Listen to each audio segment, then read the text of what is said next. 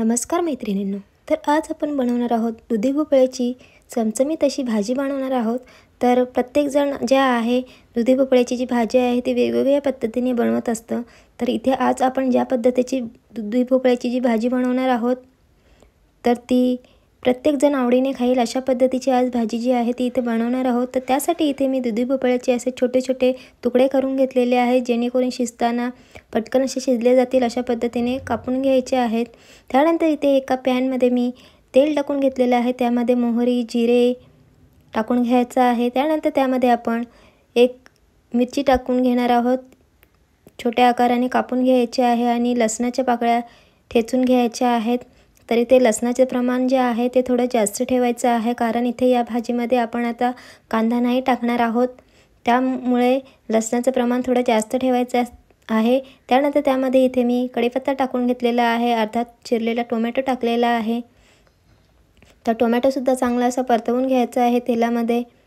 तर काही जण असतात ते इथे कांदा टाकून अशी दुधी भोपळ्याची जी भाजी आहे ती बनवतात, तर त्याच्याने जे भाजीची चव आहे तर ती कमी होते, फक्त लसणावर इथे फोडणी द्यायची आहे।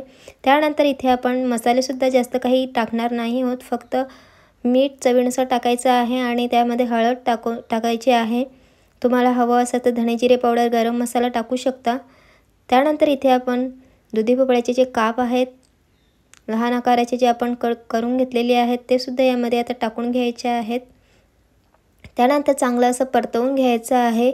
तर दुधी भोपळा जो आहे शिजायला जास्त वेळ लागत नाही। तुम्ही जर का त्याची जी साईज आहे ती जर का लहान आकाराने जर का तुम्ही कापून घेणार दुधी भोपळ्याला तर शिजताना सुद्धा जास्त वेळ लागणार नाही, अगदी 10 मिनिटात ते भोपळ्याचे जे काप आहेत ते शिजले जातील। तर इथे वरून थोडी कोथिंबीर टाकून घेतलेली आहे। तर इथे आपण आता झाकण ठेवून झाकणावर पाणी ठेवून घेणार आहोत।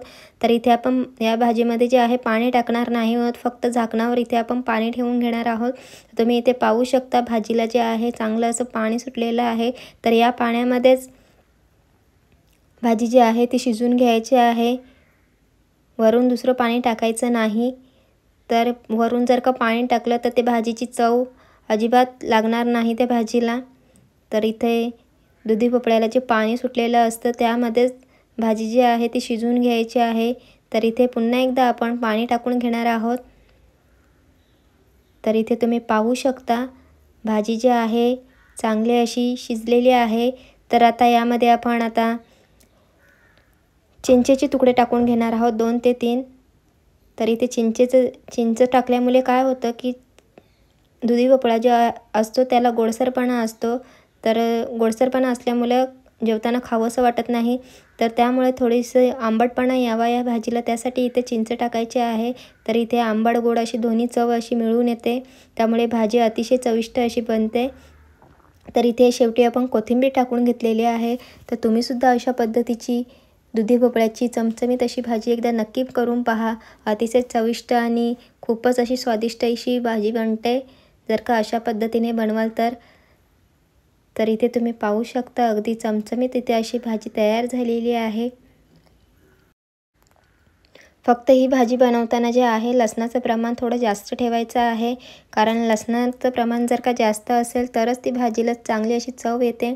तर तुम्ही इथे पाहू शकता चमचमीत दुधी भोपळ्याची भाजी जी आहे इथे तयार झालेली आहे। तर तुम्हीसुद्धा एकदा नक्की अशा पद्धतीची भाजी बनवून बघा।